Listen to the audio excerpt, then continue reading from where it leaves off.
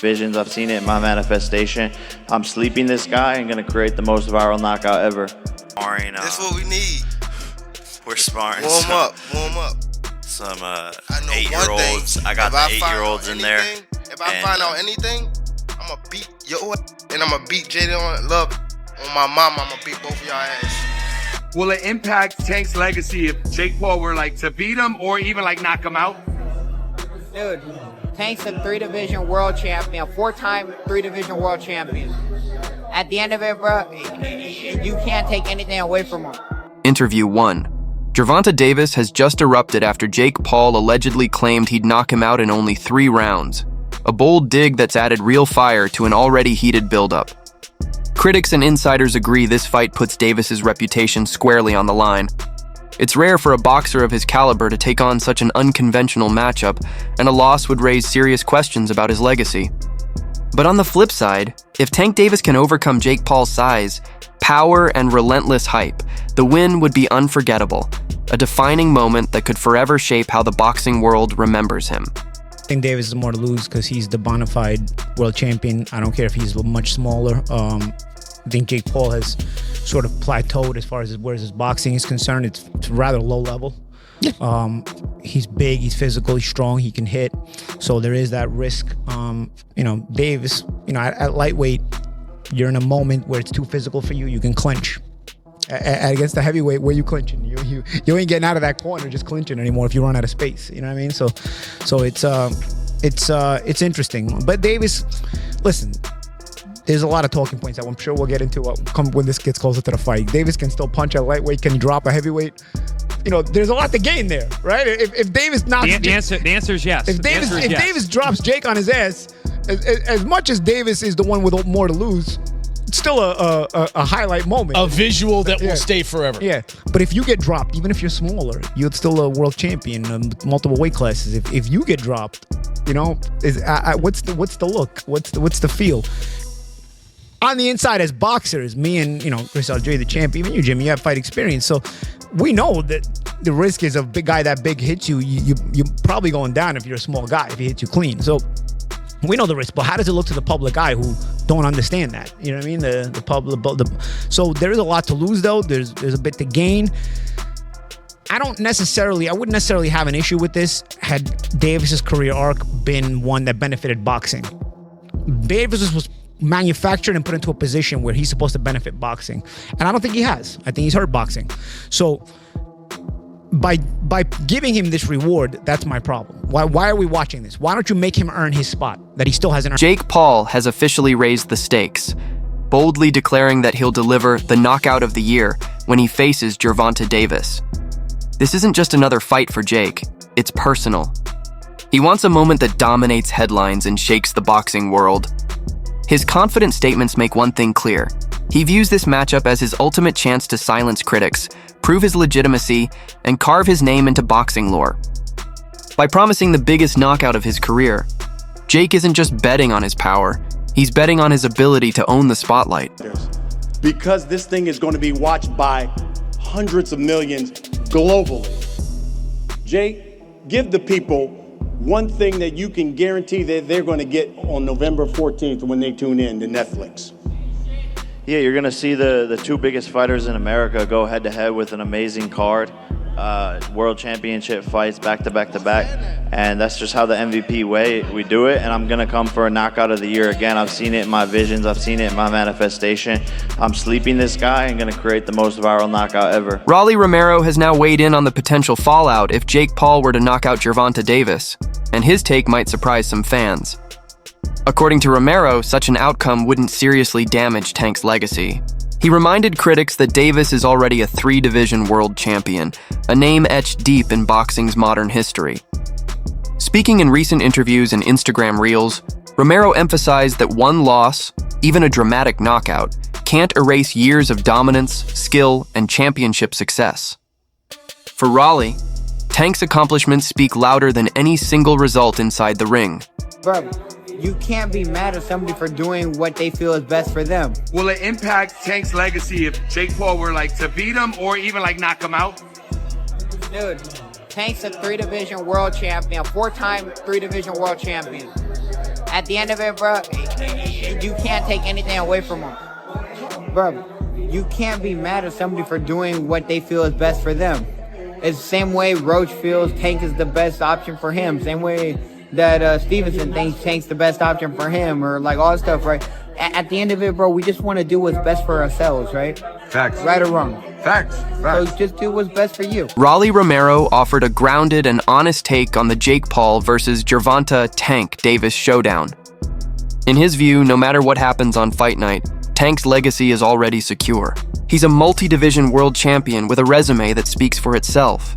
Romero insists that Davis has nothing left to prove, especially not against someone like Jake Paul. Still, he doesn't completely dismiss the challenge ahead, acknowledging that Jake's size is a real factor and gives him a physical edge. But as Romero puts it, no amount of size can overshadow what Tank has already built through years of hard work and championship success. But like, Jake Paul might be too big for him, or Tank might crack him. You don't know. Like I said, like, or it's an exhibition. We don't know if they throw at each other or not, or we don't know. I don't know. I can't give an opinion because I don't know what's going on. Do you think it impacts, like, will it impact Tank's legacy if Jake Paul were, like, to beat him or even, like, knock him out? Dude, Tank's a 3-division world champion, 4-time 3-division world champion. At the end of it, bro, you can't take anything away from him. Daniel Cormier couldn't hide his surprise after hearing that Gervonta Davis had agreed to face Jake Paul. In a recent clip, the former UFC champion called the matchup ridiculous, describing it as a clear mismatch. Cormier questioned why a fighter of Tank's caliber, a proven world-class professional, would take on someone who started as a YouTube influencer. He admitted he never saw this crossover bout coming and voiced concern about the size and power gap between the two.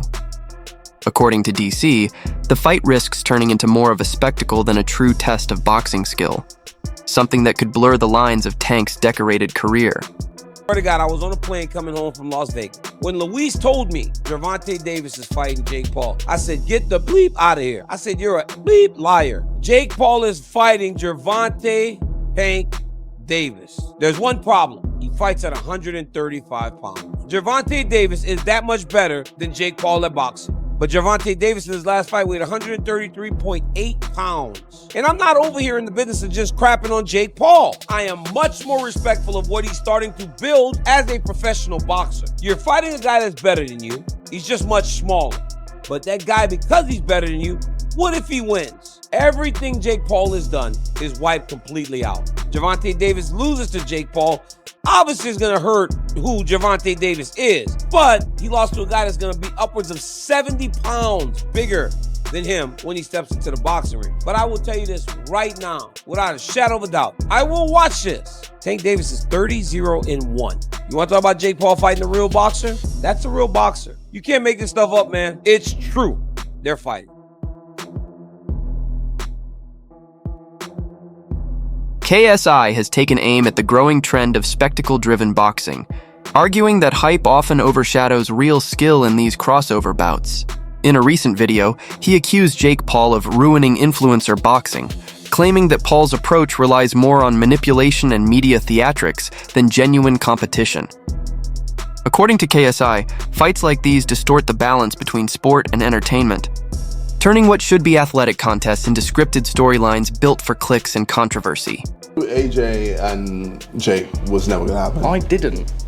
Really? Yeah. You thought it was actually gonna happen? Bro, it's so crazy. Like, I feel like so many people just believe everything online. But that's pretty unbelievable on the other hand.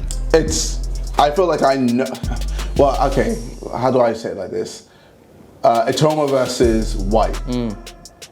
I had a lot of people bet on White winning. And I'm there like, you guys don't watch boxing, do you? You just look at a record and go, oh, Dylan's fought many more people than Atoma. That record says a lot. Atoma's like 18, not 18, Atoma's 20, inexperienced, one. Like, I just knew Atoma was gonna just destroy him. And I think a good fight for Atoma would be him and Wilder. Respected boxing journalist Gareth A. Davies has voiced strong concerns about the upcoming Jake Paul versus Gervonta Tank Davis Showdown, calling it yet another case of boxing choosing spectacle over substance.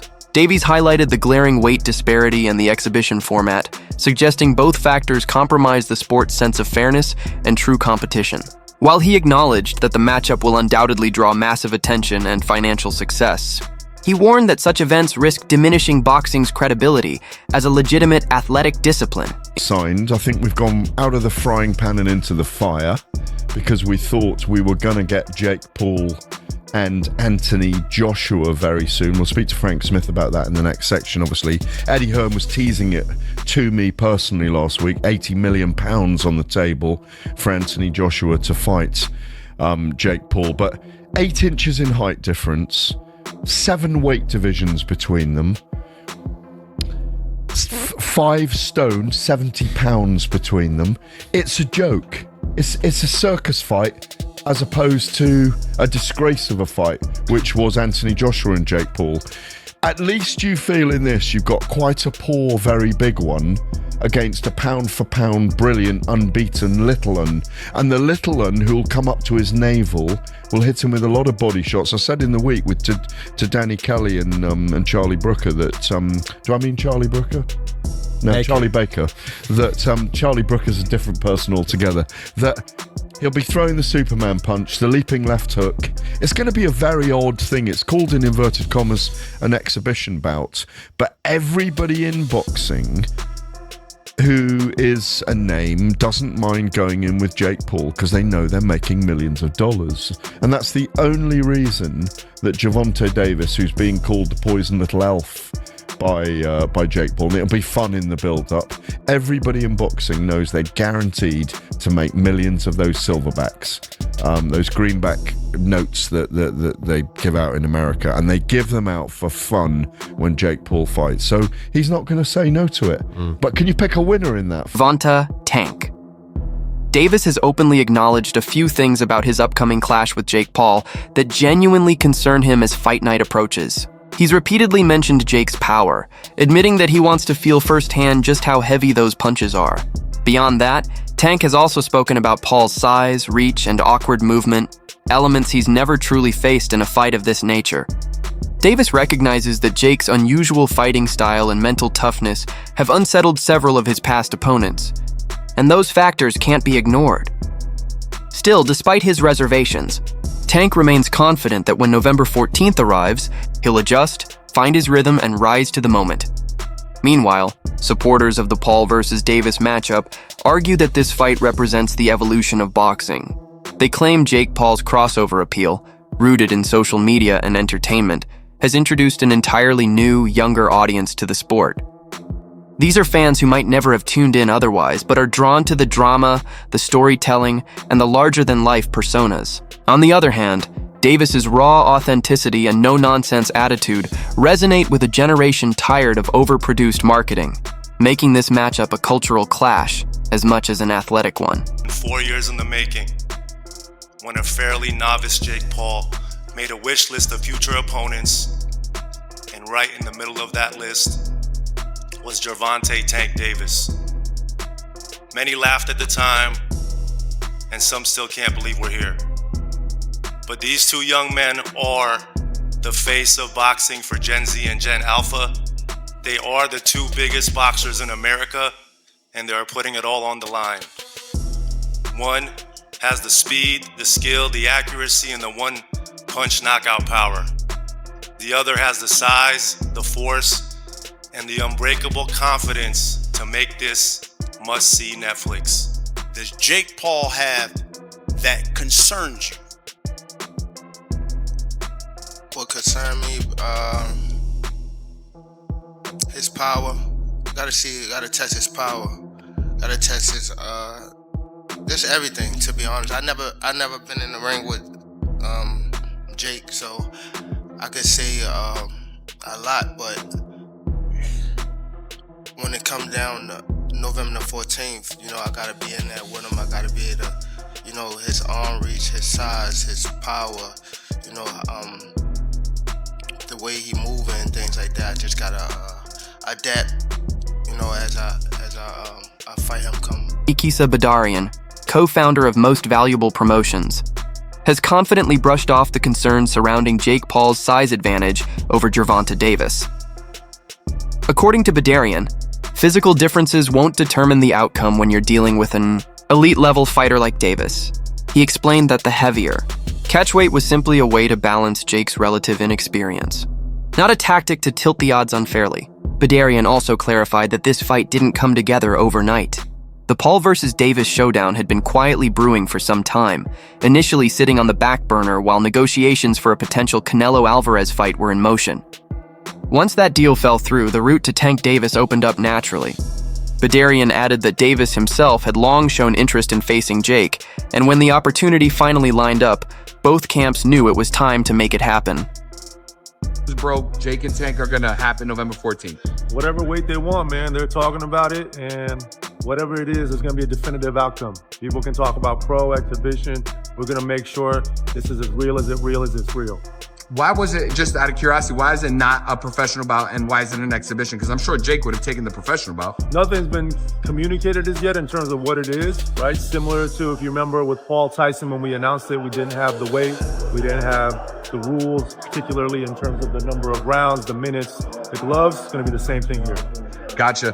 Can you just offer us any insight as to how these negotiations were? And the reason I ask is because I remember back in March, I was at Tank's fight, and after his fight in his press conference, he was asked, next opponent. He said, well, my next opponent might have been in my locker room tonight. And people asked him, was it Jake? He made reference, he made allusion to. Has this been an ongoing thing? And has it ever, been at a point where it wasn't gonna happen and came back, or was this always the plan? Always been the plan for Jake to fight Tank once Canelo didn't happen. And to Tank's credit, he's a real bad dude, and he's been calling out Jake for 3 years. And people, it's funny how now they're saying size matters, Jake is big, when for so long it's been Tank would kill Jake Paul. Now you get to see if that's real.